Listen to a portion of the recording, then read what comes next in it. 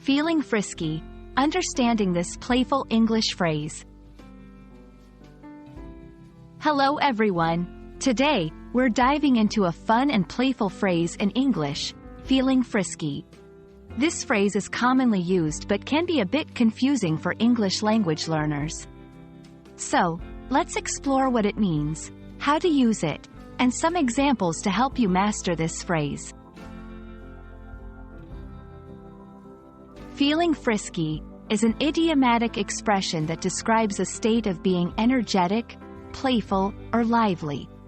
It often implies a sense of playfulness or a light-hearted mood. Originally, this term was used to describe animals, especially during mating season when they are more active and playful. However, in everyday language, it's used to describe a person's energetic and spirited mood. This phrase can be used in various contexts. For example, social situations, when someone is in a good mood and wants to have fun. Personal mood description, to express that you're feeling more active or lively than usual.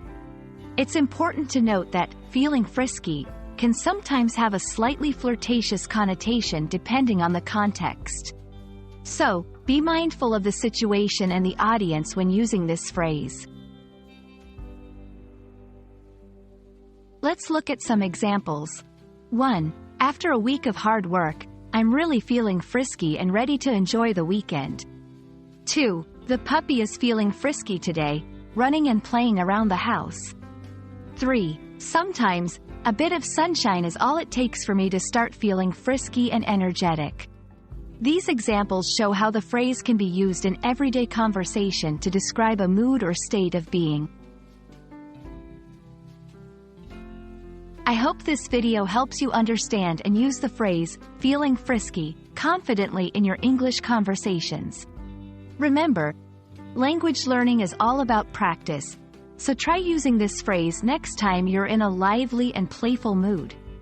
Thanks for watching, and stay tuned for more fun English language tips.